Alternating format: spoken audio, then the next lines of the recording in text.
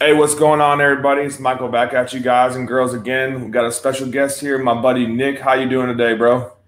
Yeah, well, good, mate. I'm straight in from the UK. It's nice and sunny, and it's a Friday afternoon, so life's pretty good. Not bad, man. Well, yeah, like Nick said, he's straight from the UK. You heard the accent. I met Nick back in 2010, 2011 deployment to Afghanistan. He's in the British Army, and we were counterparts over there. We did good things together. We had good times. We hooked each other up, made stuff happen. So he was he was interested in getting on and sharing his experience, in the service, and they're allies of us in the United States. And, they're over there doing just as much or if not more in some cases in their own missions that they have going on overseas in support of all these wars and everything that's been going on. So I think it's going to be a great conversation. We've talked throughout the years, nothing like on FaceTime or nothing like that we're doing now. So I appreciate you coming on and being vulnerable that you're going to be able to share, a little bit about yourself. What made you join the military, and talk about a little bit of the time that you served in and where you've been traveling to and stuff like that. Yeah, yeah. So thanks, Mike. So I joined the army in 1996, Okay. straight from school. So in the UK, we're given sort of 2 extra years of school, 16 to 18. So you can either go to what we call sixth form college, normal college, or you kind of do an apprenticeship. So I took my apprenticeship in the army. I joined the army apprentice college, where I predominantly, went through basic training, and then we go on for some education, and then we then go into sort of trade training, bits and pieces. Um, I mean, my main reason of joining the army was I was getting in a lot of trouble at school.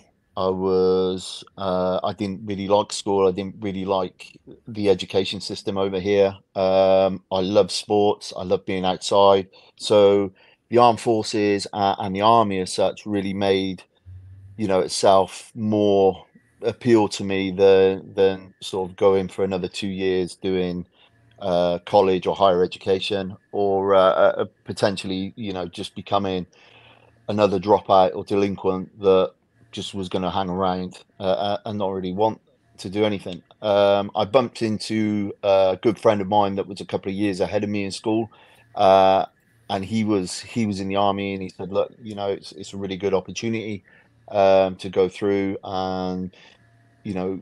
I get to go sailing, and I do lots of adventurous training and climbing and stuff. He didn't really sell the military aspect of it. He sold me the fun aspect. So I thought I was joining the army. I was just gonna have fun. Right. Um, so at the time, the British Army, we had a little bit going on in Northern Ireland, a little bit going on in sort of Bosnia.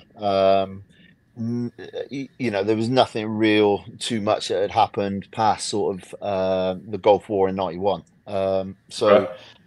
for me, I thought, it makes sense. I'm just going to jump across, um, Yeah. gonna do my thing for a couple of years. Maybe get a trade, maybe get some driving licenses, and then come out the other side. And in my mind, I would have saved all this money because that's what you do in the army. You haven't got time to really do anything. You don't buy a lot of stuff.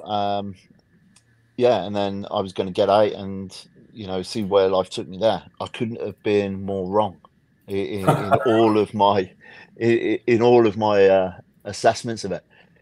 So my first unit that I joined was the Second Battalion of Parachute Regiment. So I'd gone through trade training and become a chef, and then joined the airborne, joined a big airborne unit within the British Army.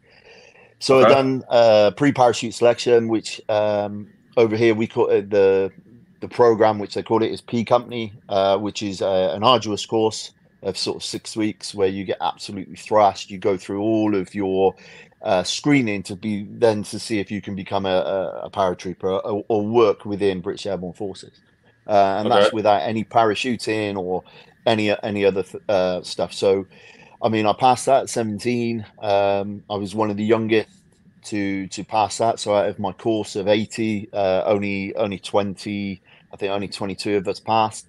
And I went on, and I then earned my Marine Berry, then went from there. I then went and done my parachute course, got my parachute wings, and then all of that before I sort of turned 18. Um, Dang. during my time, I've served all over. I've done deployments to Northern Ireland, to Kosovo, to Sierra Leone, Iraq. I've Wow. been out to Afghanistan, what, 4 times, and as you said there, Mikey, we were doing good things in 2010, 2011. Let's leave it there, and then potentially I won't go to jail for anything that we uh, we traded, or We bartered, we man. made happen out We there. made some. We did what we had to do, man.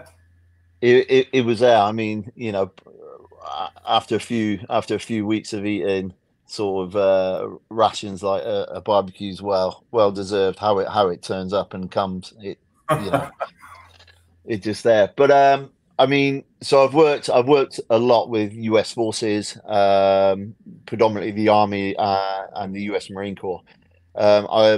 So later on in life, after I'd done my sort of military service, I took commission, um, and I commissioned to the rank of captain, and I went over to Fort Polk, Oh and I God, done I exchange enjoyed pros. that. Yeah, so I was out there for nearly 4 months, working in the box, working with the Lima team, and basically, you know, working alongside the US counterparts and the British troops that joined on to the brigades, whichever brigades were being tested at that time, ready for deployment together. Which, I mean, Polk's not a great place, but I learned quite a lot about the nuances between the two, our two countries. But New Orleans is off the hook. We were there for Mardi Gras. You want Mardi You Gras? know, yeah. I experienced so many different things, should I say? But yeah, seeing Mardi Gras in full thing on Bourbon Street was just, yeah, something that's going to stay with me for forever. And I mean, these are one of the things which kept me in the army, was the experiences that I gained, even how hard and how shit it become. Yeah, You look around, you see your mates and your muckers around you, and then you're like, right, uh, you know, everybody's sucking it up today, but somebody's gonna fuck up in a minute, and it's gonna be funny. It's gonna be funny. So we're just waiting for that. Uh, or you just like, right, I know I've got these 2 days coming off. These 2 days we're going to be in Cancun, or we're going to be in Belize, or somewhere. These right. 2 days are going to be make the whole deployment worth it. So it kept me around, and that's the way the army just kept me on that hook, and I extended and extended and extended. However, you know to all them good things, it comes to an end, doesn't it? Oh yeah. I So mean, so yeah.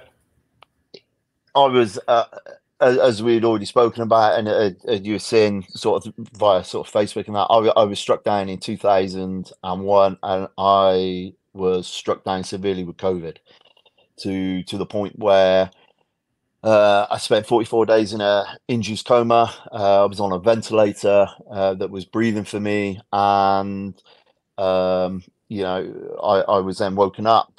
I couldn't talk. I couldn't move my arms. I couldn't feel anything. My hands and feet, and I couldn't really function.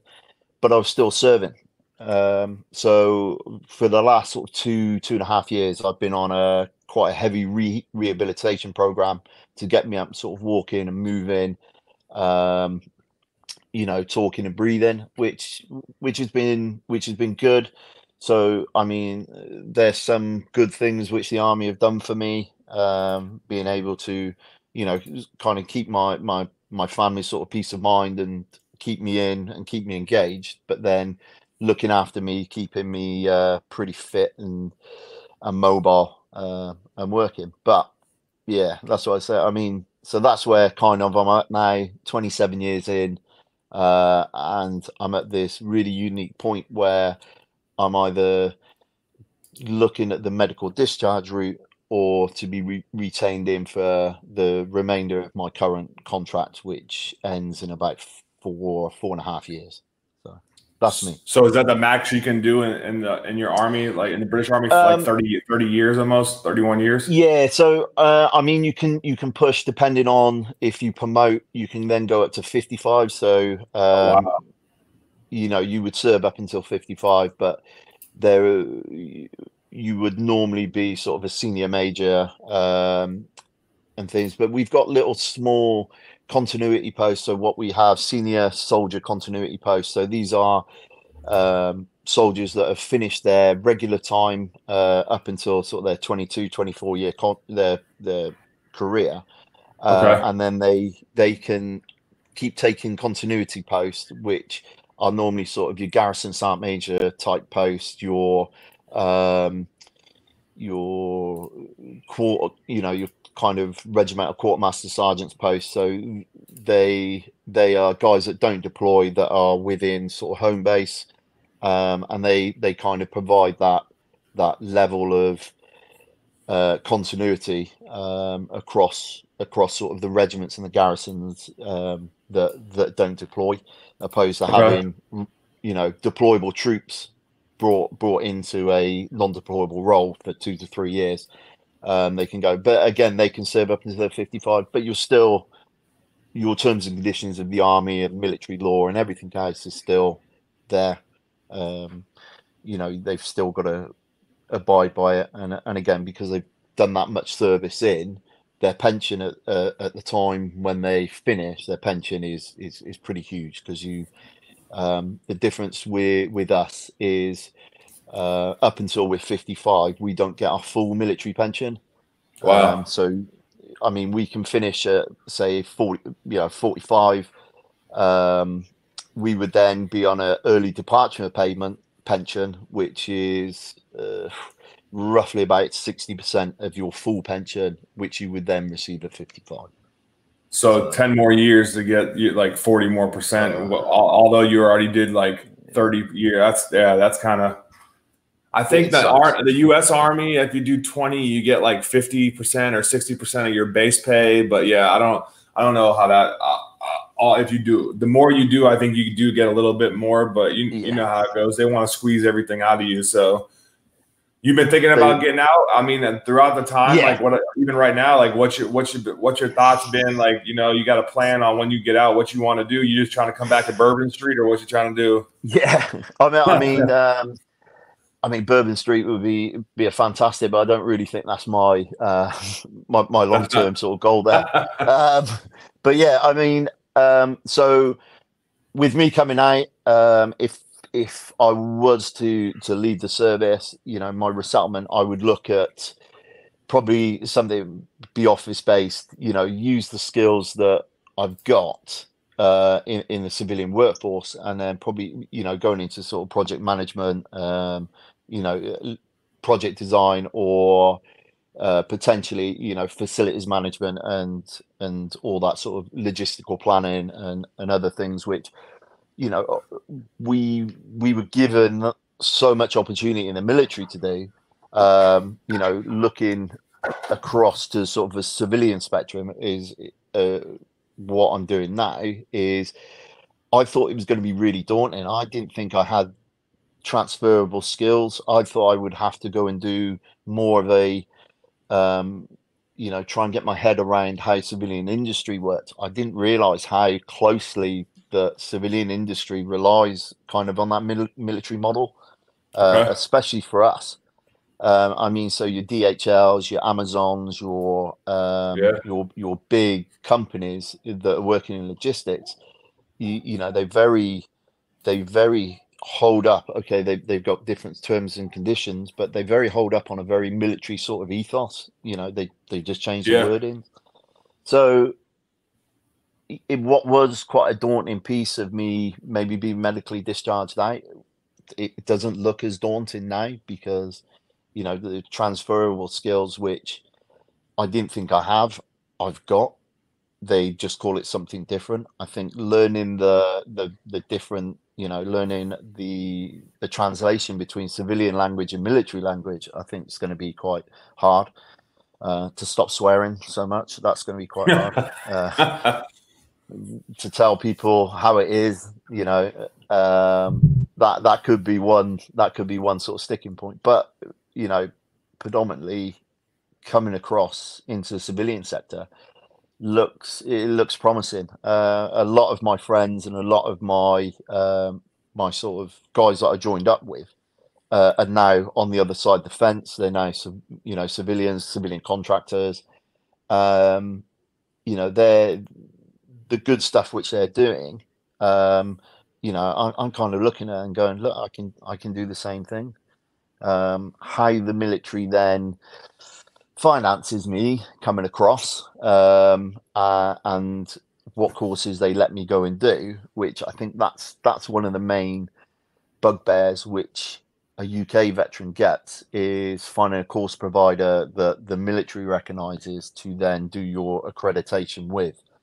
That's quite a bit of a sticking point for a lot of British military veterans. Um, Okay. and a lot of it is self-funded. We don't get too much resettlement grant. Our resettlement grant is more looking for where we're going to live and resettle us back into the populace, opposed to looking at courses. So I mean, we get learning credits. So we get about £180, which I'm just trying to think in dollars, probably about $200 a year, to put towards a course or a civilian accreditation to go and do, which isn't really a lot of money. Um, and then we would then have to find at least 20% of that as well. So um, so on a £200 course, we would then have to fund £20 of that, and then it's always, they don't give you the cash up front. You always have to go and bring the receipt in, with a million different forms that you've filled out, signed by everybody from, the king all the way down, before they'll Yeah. give you your money. And I think it's pretty much the same, same when you were in as well. The level of sort of bureaucracy to try and get your money back is quite hard and unnecessary. Yeah. Where They'll a take lot it. They'll of take it quick, but they're not going to give it back that fast. oh yeah, they will take a week's worth of pay off you for the smallest of reason, or a clerk will come up with a reason and take it off you. But to pay it back, that's a 3 month epic. You Oh know, yeah, exactly. So it's a, man, so it's a like $200. It's like almost like people probably don't even go through the headache if they're gonna have to do all that. Like man, it's only 200. It's only 200 pounds. It's better than nothing. But yeah. man, like that's not really covering much. I mean, we get an enhanced learning credits, which is three lots of about $2,400. So we get that, but you can take it over 3 consecutive years. So if you're going to do a higher education course, potentially a degree course as such, then they will fund that. But again, it's just trying to find the right accreditation that you want to go and do. Not everybody wants to go and do a degree or do a master's or things. Right. Some people need it for, they want to go and do something vocational, that something which is gonna put them in better stead for civilian life in a later term. But again, it's trying to, again, it's really hard for us to find an accredited provider for the course that you want to do. I mean, we do get a lot of time for resettlement. So within your last 2 years, they give you 10 weeks GRT, which is your gradual termination leave. And then within there, you get between 6 or 7 weeks. So on top of that, you get 6 to 7 weeks of training courses, which we have a career transitional workshop, which you go in and they will show you what the courses are on offer and what potential.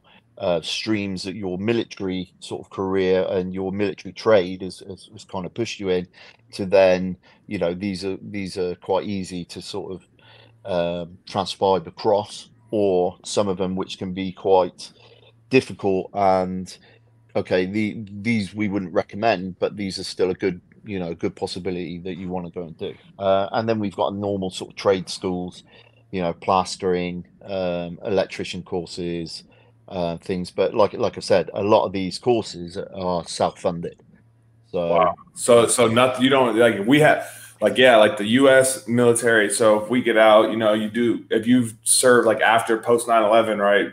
They got something called the post 9/11 GI Bill. You serve your time and you meet all the requirements, you get out and you can go to school and they pay for your school. You could go to Harvard, you can go to Yale, you could go, like, they got yellow ribbon. So they make up the difference. So they pay for your tuition then based off your zip code. So if you went to school in New York, you get paid like $3,900 a month.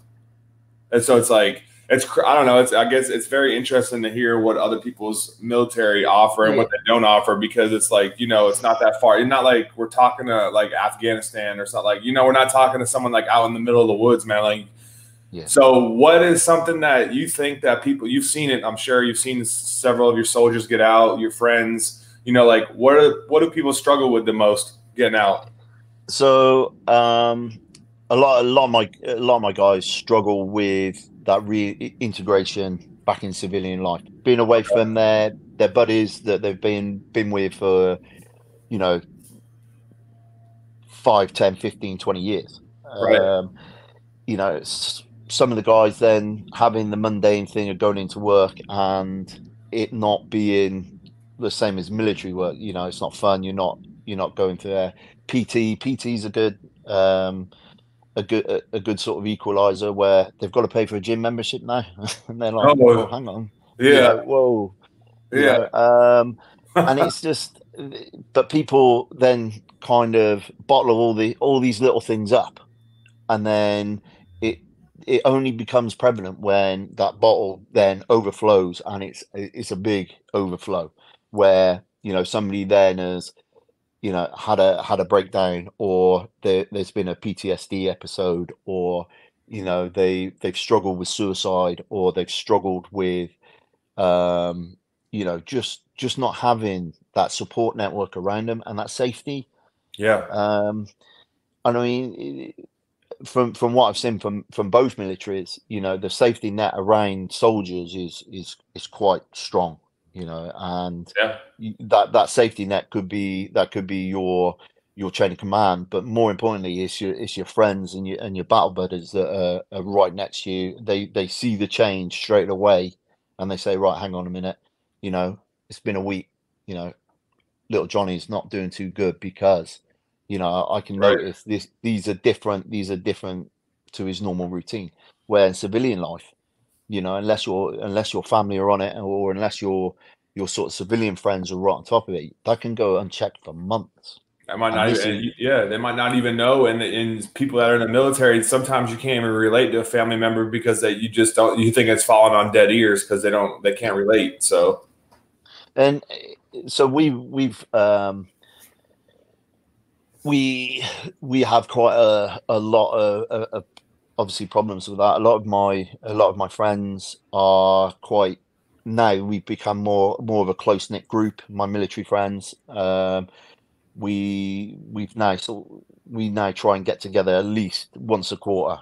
Every 3 months, we try and get, and if that's having a few beers, or if that's a weekend away, going and doing something, uh to a night out, just so then people can have a few beers, shoot the shit. And if yeah, there is something on somebody's mind, just let them sort of pop, blow off that steam. But they still feel within that very safe, controlled environment, opposed to, as rightly you're saying, civilian or family members, they might not even know there's something going on. yeah, um I think that they struggle on that. And I mean, the transition from civilian to veteran, that seems to be, it's it seems to be a problem in the UK, because our veterans are not as well thought of. nobody in the UK will thank you for your service. Wow, You know, that's wild. uh, th- so I'm I was sure out it in is. I was out in Florida last year. We were in Orlando. You know, eh, eh, I was in the wheelchair, but and everybody thinks because you're military in the wheelchair, it's happened in Afghanistan. You know, Yeah, because that's the type of in the times that we're at. And everybody thanked me for my service. You know, which for me was very humbling because I didn't join the army for my service as such. yeah, Which again, but every guy that sorry, every person that we met, through there, through Orlando was very generally glad, that I had served opposed to them. Do you get my meaning? oh That no, I had yeah, I taken got you. Yeah, yeah, I got you. in the UK, it's not that. So in the UK, there is really slow progress, but it is good progress going on. For our military and especially our veterans, where our veterans are now being recognised. We've now got a military covenant. We've now got a veterans covenant as such. So they're just starting to roll out veterans ID cards. So, Wow, that's wild. we've got people now that will go there. It stops a couple of things. The stolen valor, or what we call Walton, is that people that say that they've served, but they've never served. People Right. that are then trying to tap into a lot of the charities and a lot of people's goodwill, but they've never served. They know people, they've looked into it, which has become a problem. We haven't got a stolen valor bill like you've got Yeah, in the States. So for some guy to turn up wearing, you know, 30 different medals, with like our Victoria Cross, which is our highest gallantry thing. Most people know all of our living Victoria Cross members, right. and if they've earned that, it's big news in the UK. You can pretty much tell straight away if they are one of those or not. Okay. So that's so the veterans ID card is good for there, and then again, the veterans discounts. The one big thing which stood out in the States for me was the amount of discounted Yeah, you get. I was gonna ask you about you merchandise get. you Yeah, get. all types of stuff. I mean, they give So out free baseball tickets, free trips to Busch Gardens. This, they yeah, got on Veterans Day. You're gonna go eat and gain like 20 pounds. You can go hit all the yeah. spots. You know what I'm saying? Like, I so mean, you don't have none of that. You guys don't really have much of that. I would say. yeah. So we obviously we've got Remembrance Sunday, which is within November, where we do our sort of military remembrance. And then we've got our Armed Forces weekends, which are in the summer. Um, so our Armed Forces weekends are coming up sort of in the next couple of weeks. Okay. So these are sort of celebrations of for the armed forces. And again, some businesses will let sort of the veteran eat for free or stuff, and they give you sort of a 10% discount, Right. but nothing compared to the American. I mean, the UK are doing it, but the Americans are doing it on steroids. Yeah. It is big, it is massive. You know, I mean, I went into North Face, and as soon as they found out I was military, they were giving me sort of the discount on top of the discount, and then a On military North discount Face, back. I'm gonna have to go. Yeah, you need that, man. That's a good I'm brand. Yeah, so I mean, but that's kind of, and I'm not saying that as veterans we demand having a discount, but it makes you feel good about yourself. Yeah. Okay, thank somebody actually has thought, these guys, be it you know Marines, Army, Navy, Royal Air Force, these guys have served their time. They've made a sacrifice you know of their time, of their life, of whatever it may be, Right. and somebody's thought, we should give them something back. You know, it's yeah, it's one of those good things, I think, that's slowly growing in the UK, and our veterans presence is now sort of, yeah, a lot more growing, and our sort of medical care and bits and pieces is now being looked at a bit better, and tapping into services for things like PTSD, things like service related injuries. They're now where you sort of come out and you join the back of the queue for a referral. They're now supposed to bring you sort of in line where, so if you were the next person to be saying in wherever you're living within the military and you come out, you then should slide in across Right. at the same place, which is good for us. I mean, it's good. Do you guys have can you guys get disability rating from the military? Yeah, so we can't have what they call a there's a couple of different levels. So you have a guaranteed income payment, which is a tax-free payment for your level of disability, which will give you a fixed sum broken up over to 12 monthly payments, and it will kind of top up your pension. Or if you're, a young soldier that's been injured, um, he will then have a guaranteed income payment that he then gets out, and then he'd be on say 1,200 a month, or whatever it breaks down, Okay. and that's tax free. You also have ill health sort of releasement payment. So when you come out of the military on a medically discharge, you will then be sort of boarded to then find out at what level your ill health is sort of boarded, and then there's a kind of a payment that is aligned to your pension. But because I mean we've got a national health system, so we pay our national insurance contributions. So our national health service, we just go to the hospital. We don't need health insurance to be Right. able to access the services. So in terms of having sort of a VA, hospital, and then our care being sort of pushed towards that side, we are just wherever we resettle, that's where we then tend to go, and the health service picks up, wherever our needs are. But yeah, I mean, in terms of disability payments, things like they're all sort of government based, opposed to predominantly armed forces or military based sort of schemes. So So is that talked about? Is like all those payments? Is like a junior soldiers know about all that stuff going in, or is like you're like deep in the game, man. So you I'm get all this years yeah. and it's all this Well, experience and all this knowledge, but it's so like, man, how do people learn about that are over there? so I didn't know anything about this until I got injured. Until my illness become that. Another time, I was a 25-year service.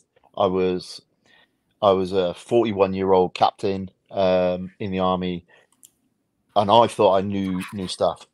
I didn't know anything. I didn't know anything what they were going to come to me. I didn't know anything about in-service payments. I didn't even know that I could have a wheelchair without buying it myself.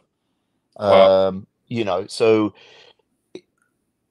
we have patient recovery officers, and they're kind of armed with all the knowledge, so it goes through. But yeah, I mean, in terms of a junior guy on day one, week one, he doesn't know what he's going to get if he gets injured.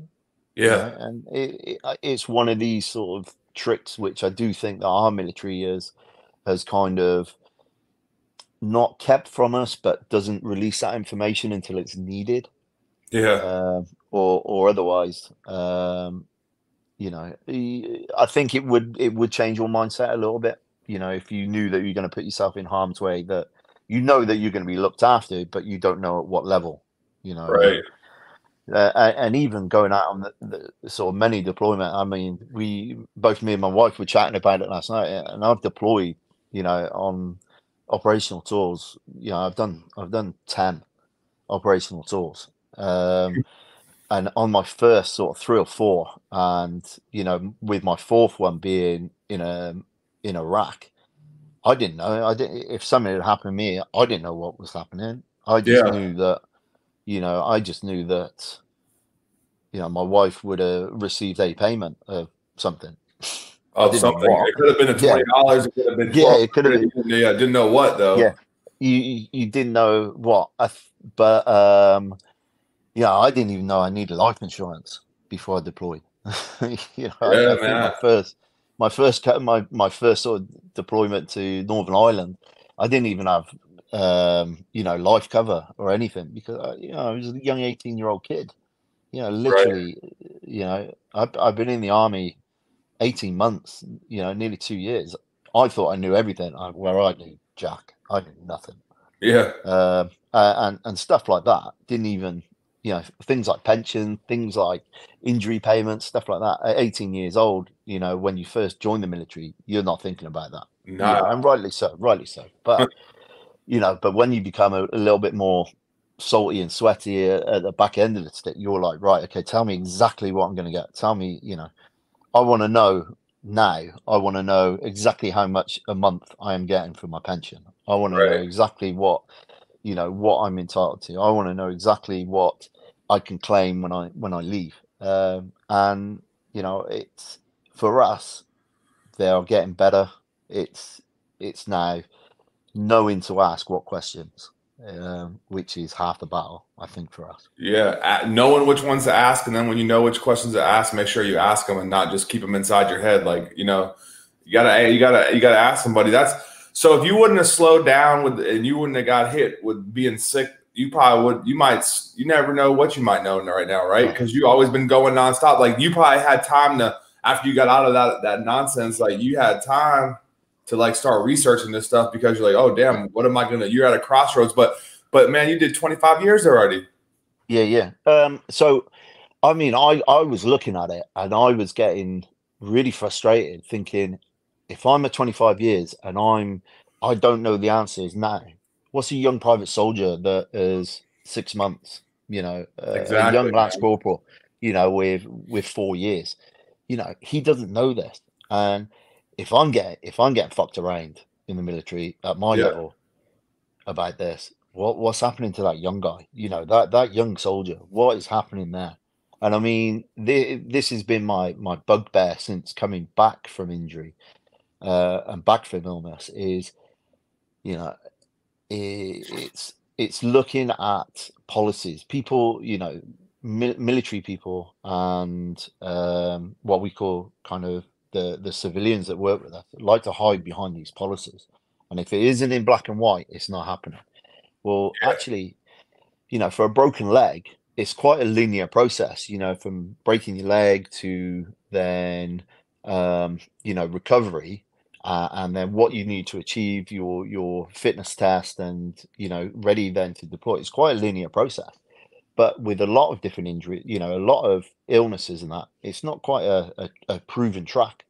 yeah, So looking now and then saying, okay, sometimes, it's going to be like a bowl of spaghetti. Nothing is going to be, straightforward. It's going to be round. You're going to go different turns. You're going to go back on yourself a few times. But not knowing as you're saying, the right question to ask at the right time, that becomes a lot harder. And you do, and I know from some of the other guys that I've been rehabbing with, that's what they struggle with a lot. Um, so yeah, I mean the military has its faults, but again, it does provide this big arm around. There's no, I don't think there'd be any civilian employer in the world that would have let me rehab over 2 years, and even if oh that yeah, is, a couple of weeks out to go and do a lower limbs course, or a day to go or a few days to go for a medical physio sort of course or anything like that.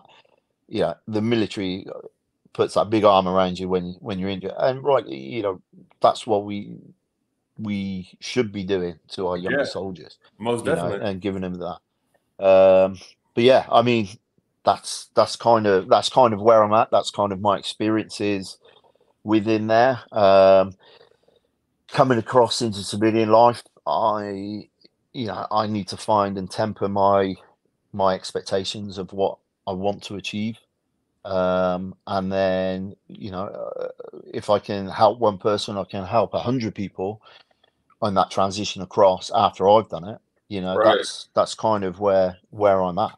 And if anybody takes any sort of notice from this, I'm more than happy to chat with anybody offline and go through, either Brits or if there are any US based guys that and girls that want to, chat through my story a bit more. I'm more than open, to push my experiences and spin, as we say, spin some dits and tell some stories, Yeah. and then give that back out.